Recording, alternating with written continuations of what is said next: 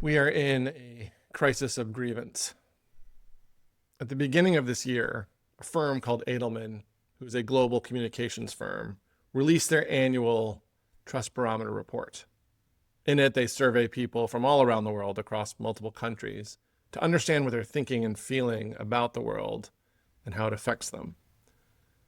And their main finding was that 61% of people around the planet have a significant to moderate level of grievance with the institutions that shape and impact their lives. These are the businesses and governments that they engage with on an everyday basis. They felt that the businesses and governments around them benefit the select few. Some of their actions actually harm them. And they believe that they're playing a primary role in the growth of wealth inequality and making the rich richer around the planet. It gets worse.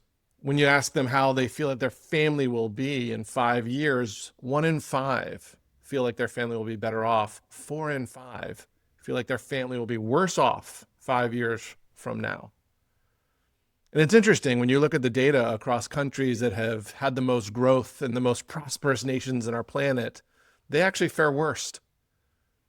It's clear that people in the countries that have prioritized growth and prioritized relentless growth aren't making people more prosperous. They're making them more miserable and increasing the grievance in those communities and in those families. And when you look at their reaction to how they want to respond to that grievance, it's really scary. 40% of people say that some act of hostile activism is acceptable in response to that grievance. And that gets higher the more younger you get in the surveyed audience, with 18 to 34-year-olds saying 53% was okay to respond with hostile activism. In a full quarter, 23% feel that threatening or committing acts of violence is an acceptable response to that level of grievance. It might explain why we're seeing so much civic unrest in the United States and abroad. People are lashing out with this sense of grievance, this crisis of grievance that is capturing their lives. And so how do we respond? A lot of the drivers of this are those fundamental economic underpinnings, that the businesses around them and the economies around them are not benefiting them. They are taking wealth from them. They are creating exploitive and extractive actions towards them. They are benefiting only the select few, not the communities of people who are feeling this grievance.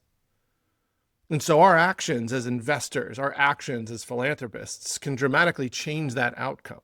We don't need to wait for government. We'd like to have government, but we don't need to wait for government to start to make major shifts in this work. I think the first thing that we can do is to not let impact, not let our investing that is focused on outcomes be a hobby. How do we make it so rather than being a carve out, the primary purpose of our capital is doing this positive work in the world to help communities thrive? So instead of our capital building wealth inequality, why don't we think about our capital funding prosperity? What are the ways that we can deploy capital into investments around more ownership where everyone benefits, more ownership where there's greater governance over that ownership, and giving people a voice and a shared prosperity in the kinds of systems that we are investing in? And with that, we should always keep in mind that our capital is not passive. Capital always does work in the world.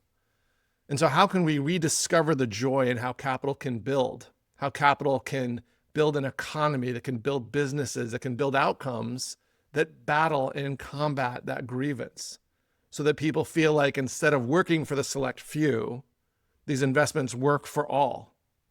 That instead of these investments leading to companies that hurt them, how can we have investments that help people prosper and build them up?